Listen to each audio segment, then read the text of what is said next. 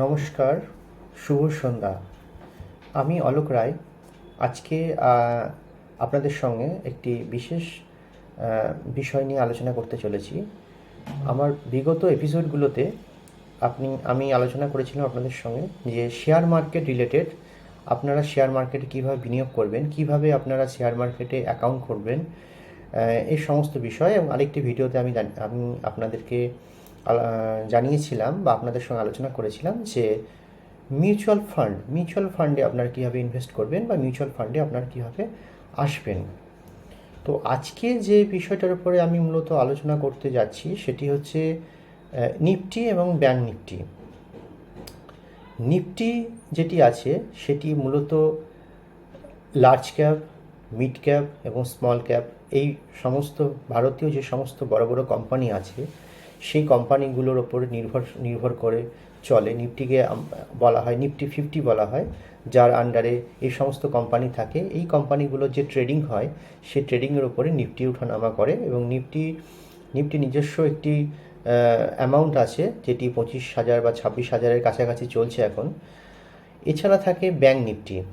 Bank Nifty হচ্ছে যে bank Nifty বিভিন্ন যে আমাদের ইন্ডিয়ান যে সমস্ত ব্যাংক আছে, যার মধ্যে মূলত এইচডিএফসি ব্যাংক, এছাড়া থাকে আমাদের আইসিআইসিআই ব্যাংক, এছাড়া থাকে বিভিন্ন সরকারি বা বেসরকারি বিভিন্ন ব্যাংক, যে ব্যাংকগুলো ব্যাংক নিফটিকে আগে এগিয়ে নিয়ে যায়। নিফটির মধ্যে যেরকম রিলায়েন্স, আদানি, এই সমস্ত কোম্পানিগুলো থাকে, ব্যাংক নিফটির মধ্যে এই সমস্ত কোম্পানিগুলো থাকে যাদের মাধ্যমে ট্রেডিং হয় এবং আমরা সরাসরি নিফটিতে এবং ব্যাংক নিফটিতে আমরা ইনভেস্ট করতে পারি। সেক্ষেত্রে যেটা করতে হয় যে ওটাকে বলা হয় অপশন ট্রেডিং, বা আমরা ডাইরেক্ট নিফটি ব্যাংক নিফটিতে ইনভেস্ট করতে পারি।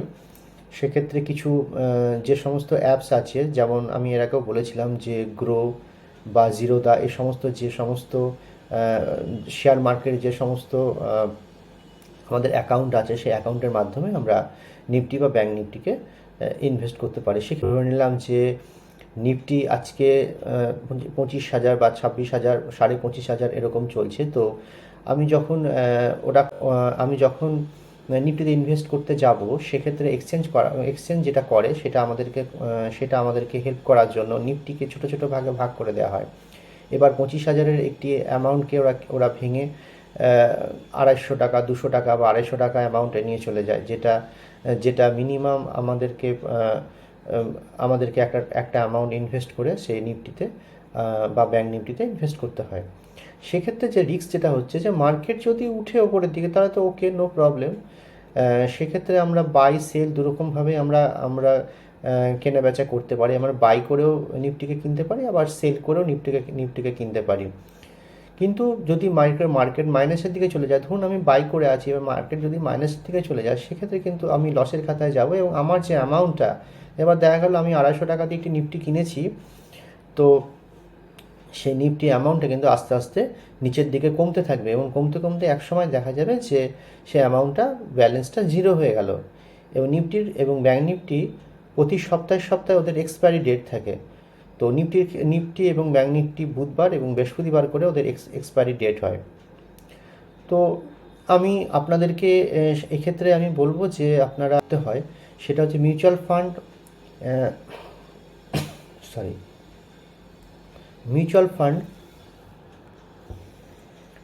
ফান্ডে যে আমরা নিবেশ করি, সেক্ষেত্রে দুটো দিক আমাদের কাছে খুলে যায়। একটা হচ্ছে এসআইপি বা সিস্টেমেটিক ইনভেস্টমেন্ট প্ল্যান। এটি আমরা মাসে মাসে অল্প অল্প করে মিনিমাম 500 টাকা থেকে শুরু করে আমরা 1,000, 2,000, 5,000, 10,000, 15,000, 20,000, যার যেমন সামর্থ্য সেই অনুযায়ী সে মাসে মাসে নিবেশ করতে পারে। এটাকে বলে এসআইপি বা সিস্টেমেটিক ইনভেস্টমেন্ট প্ল্যান। অপর একটি থাকে যেটি হচ্ছে যে ওয়ান টাইম হচ্ছে, আমি এটা গোটা বলেছিলাম আপনাদের। ওয়ান টাইম হচ্ছে যে একসঙ্গে আমি একটা অ্যামাউন্টকে মিউচুয়াল ফান্ডে নিবেশ করে দিলাম এবং সেটির বিনিময়ে আমি বেশ কিছুটা আমি শেয়ার পেলাম, যে শেয়ারগুলো থেকে আমি আস্তে আস্তে যত সেই কোম্পানি গ্রোথ হবে, সেই আমাদের যে অর্থের পরিমাণ সেটি বাড়তে থাকবে এবং আস্তে আস্তে আমরা সেই মিউচুয়াল ফান্ডের মাধ্যমে আমরা আস্তে আস্তে ইনভেস্ট করে এবং আমরা ওখান থেকে লাভবান হতে পারি। সেক্ষেত্রে আমাদের কিছু সময় দিতে হয়।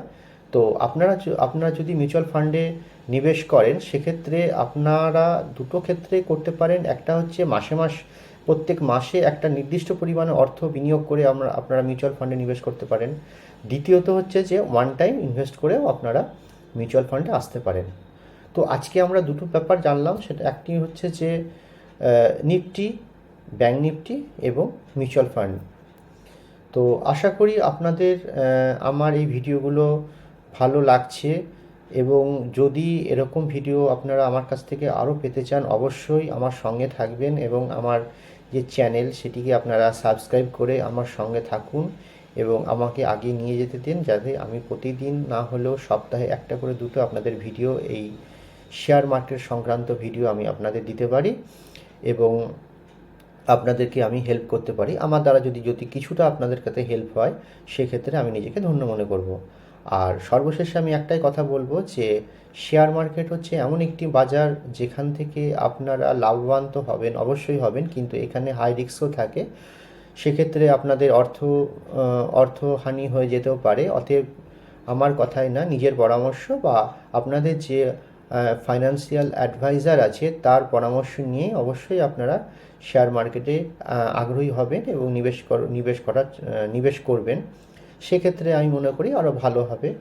তো আজকের এই এপিসোডটা আমি এখানেই শেষ করছি। তো যাওয়ার আগে একটাই কথা বলবো, প্লিজ যদি আমার প্রোগ্রাম আপনাদের ভালো লাগে আমার চ্যানেলটিকে সাবস্ক্রাইব করে আপনারা আমার সঙ্গে থেকেন এবং আমাকে আগে আরও এগিয়ে নিয়ে যাওয়ার জন্য আমাকে হেল্প করেন। ওকে, ঠিক আছে, ভালো থাকবেন, বাই।